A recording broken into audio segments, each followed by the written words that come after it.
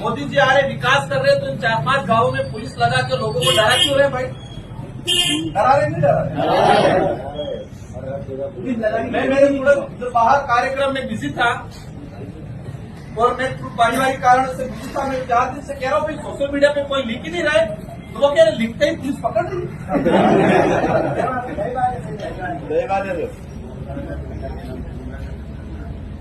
क्या कह रहे पुलिस पकड़ दी?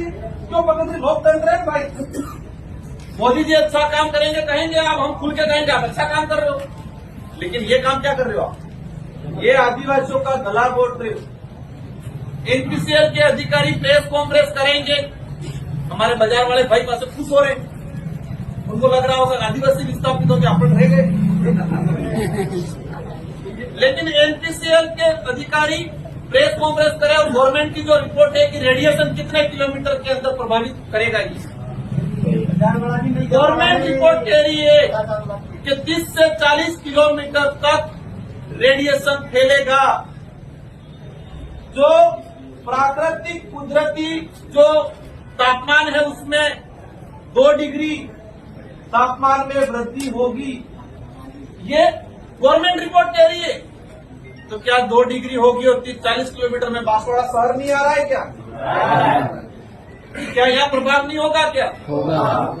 हम चाहेंगे एनपीसीएल और भाजपा के नेता जो वर्तमान में अगुवाई कर रहे हैं, प्रशासनिक अधिकारी खुली प्रेस कॉन्फ्रेंस करे, कितना मुआवजा मिला, क्या क्या मांग हुई थी, इन मांगों पे बात करे।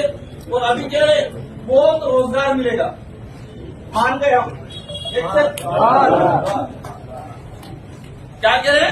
16,000 हमारे आदिवासी भाइयों को नौकरी देंगे, ये कह रहे हैं। सिर्फ अच्छी बात है। आपने वही कहा था कि एनपीसीएल में सीएसआर फंड आएगा, आपके यहाँ पर डिजिटल स्कूल बनाएंगे। आपने अभी तक 17-18 करोड़ रुपए सीएसआर से खर्चा कर लिया। इसमें पहले ये बताओ कि वहां के लिए कितना किया, और अभी गुमराह कर रहे 16,000 नौकरियां देंगे। पहले लिखित में एग्रीमेंट करे एनपीसीएल के अधिकारी इस डेलीगेशन से कि जो नौकरियां होगी वो स्थानीय को पहली प्राथमिकता देंगी। भाई बता रहा था, या आपसे कह देंगे नौकरी का ये चौकीदारी नहीं, झाड़ू वाड़वा नहीं। जहां परियोजना जाती है बड़ी, तो परियोजना की जिम्मेदारी रहती है, क्योंकि ये बात आपने कहेंगे यहाँ अपने बड़े इलाका में डिग्री वाला नहीं है। जहां पर भी प्रोजेक्ट जाता है नियमानुसार जो प्रोजेक्ट लगेगा, प्रोजेक्ट एग्रीमेंट होने के बाद सबसे पहले काम प्रोजेक्ट को करना होता है अनस्किल युवाओं को स्किल करना। जो परिवार विस्थापित हो रहा है उस परिवार का अनस्किल युवा है, मतलब अनपढ़ या कम डिग्री वाला युवा है, उसको स्किल करना। तो 2013 से आपने जमीन ले ली, अब तक आपने 4-5 ग्राम पंचायत के कितने युवाओं को ट्रेनिंग दे के स्किल किया?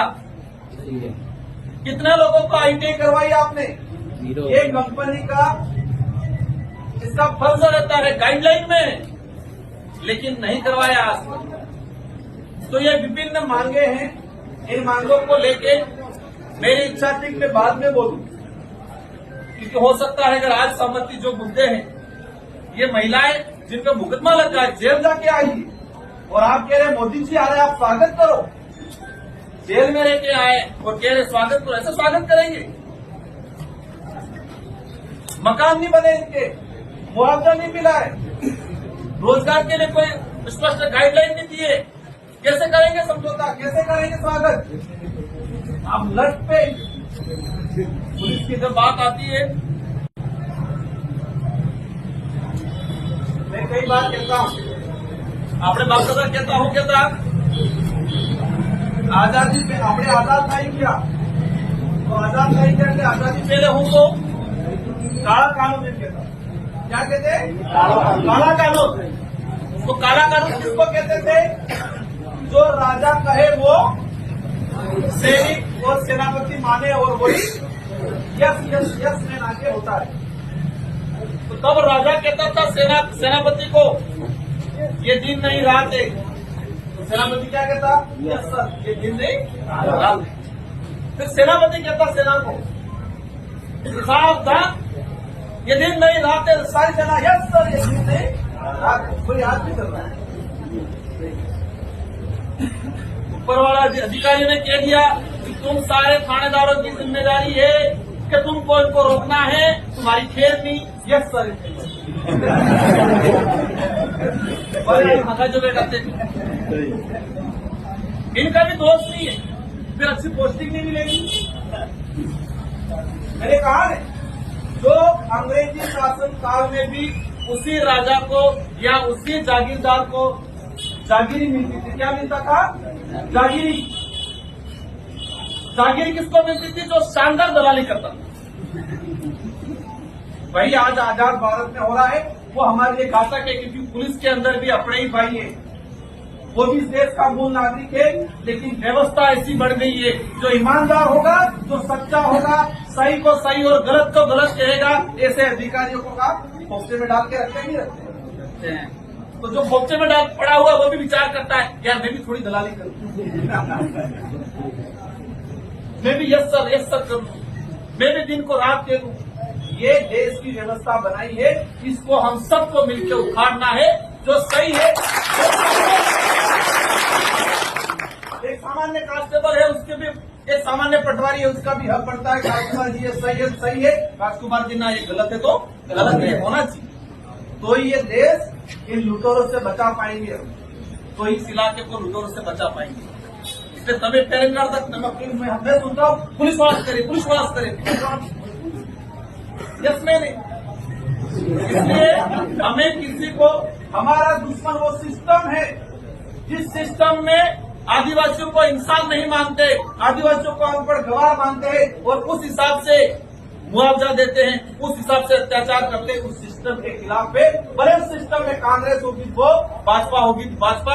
आज भाजपा है, भाजपा गलत कर रही है। हम खुद के विरोध कर रहे हैं भारत देश के प्रधानमंत्री जी का कि आप स्थानीय लोगों की मांगों पे पहले सुनवाई करो और फिर एनपीसीएल के शिलान्यास कार्यक्रम करो। ये हम खुल के बताएंगे, और उसके लिए हम किसी भी अंजाम तक, और आप कुछ भी करें, लेकिन जब तक ये परिवार आया है, इनकी बातचीत मांगे हैं, उन पर समझौता नहीं होता है, हम बैठे रहेंगे यही। एग्री है क्या?